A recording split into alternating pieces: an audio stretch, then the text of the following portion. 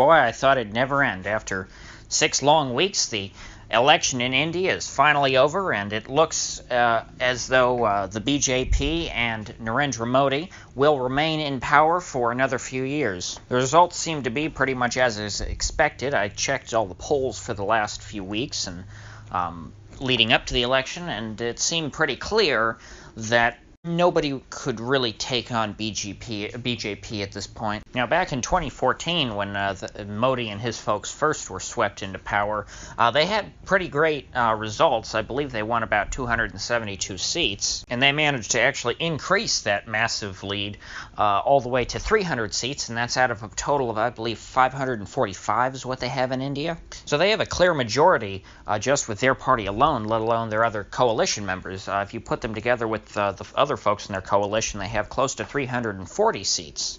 Now, the Indian National Congress, which was the ruling party for most of Indian history from 1948 on, they were thoroughly trounced. They had pretty much no gain this election. I believe they got something like 54 seats the last time, and only about 53 this time, and their broader coalition still only has 100 seats out of 545, so nowhere near being able to challenge Modi's folks. With Modi's mandate on power reaffirmed, he pretty much is going to be able to get away with whatever he wants, I think, over the next 5 years. In fact, BJP almost picked off Rahul Gandhi, the leader of the Congress Party's own seat, which I'm sure must feel truly humiliating. I do pity the man to some extent. Oh, and for my non-Indian listeners, I should point out that Mr. Gandhi is not related to Mahatma Gandhi, the guy in the robe that we all learn about in history class. Now, apparently, this is the first time in Indian history that any party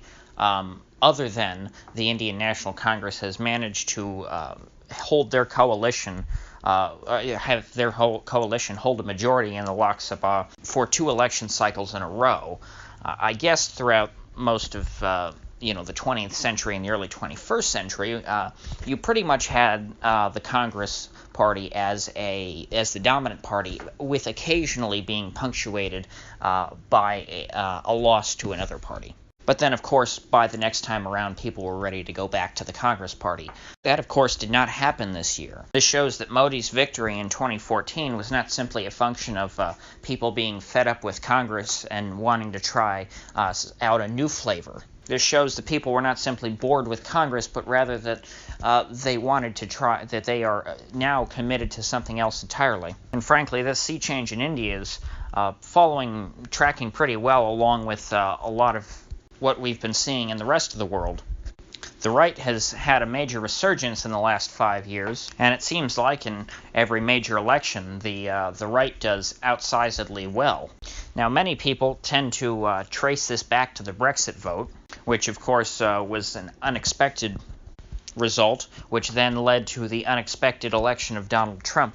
And since then, right-wing parties have been doing quite well across the world. But I think, actually, you could probably trace the right-wing surge back to Narendra Modi and BJP's original victory back in 2014.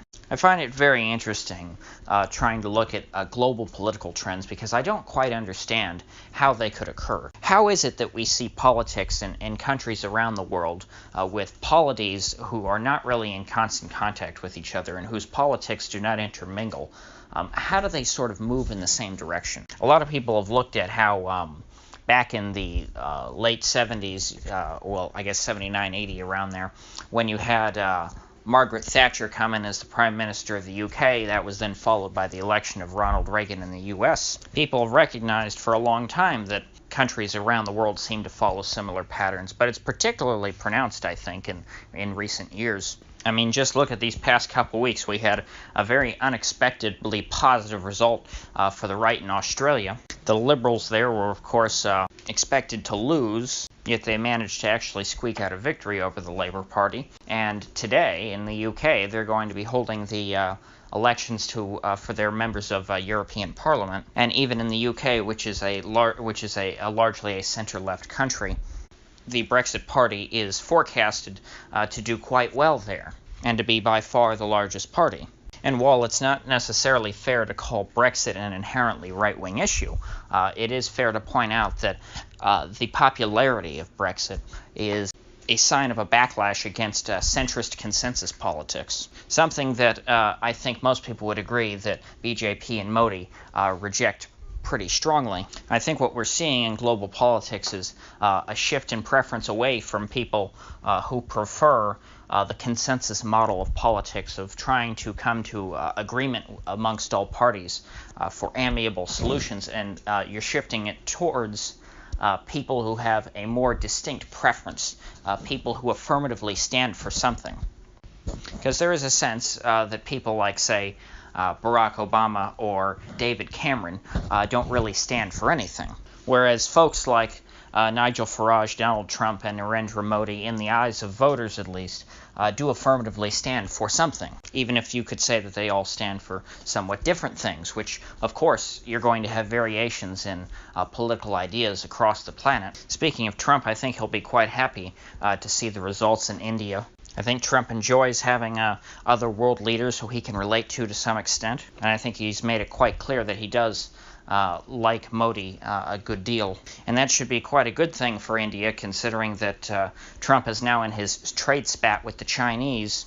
I would not be at all surprised to see Trump try and pivot to India as a way to balance them against the Chinese, who he is now in an open trade war with. I think that India would be the clearest candidate for a country to sort of take over a lot of the manufacturing that is going to be driven out of China by this trade war. And considering that India is a rising power against China, and that China is a geopolitical foe of the U.S., it would make sense that the American administration would want to empower India and try and build as many close business ties with them as possible. I think it would benefit U.S. strategic interests in the future to have India be a world power. And as a nuclear state with the world's second largest population, I could think of no better counter to China, just on the other side of the Himalayas. Now, unfortunately, though, in the past, as recently as April, I believe, Trump is still very upset at India over their tariffs and was threatening a trade war with them. But I think now that things are going in full steam ahead as far as China is concerned, I could see Trump easing up on the Indians quite a bit to try and get them on his side. Perhaps we could even see Trump and Modi work out a trade deal, and that could help Trump save face for not being able to secure a trade deal with China. He could work on one behind the scenes with Modi and unveil it and say, and pretty much set an agenda for the future, saying that sure, we're not going to be getting as much stuff from China, but here, we're going to start out now, and India is going to be the new China. These all things being things that I think the Modi government would be very much in favor of. So as for now, that's probably what I'm watching for the most in these next couple months after the election. Now that Modi's victory is secured for another 5 years, and that the trade war is raging with China and doesn't look like it's going to lighten up anytime soon, look for Trump to pivot to India. Now, if you got anything of value out of this video, I'd appreciate you clicking that like button and subscribing. And if you do subscribe, please do click the bell, because I do put out videos every day, and I commentate on international politics. So if you're here, specifically if you're from India or whatever, and you just wanted to look at election results, I welcome you, and I hope you'll check out some of my other videos. So I guess I'll see you back here tomorrow.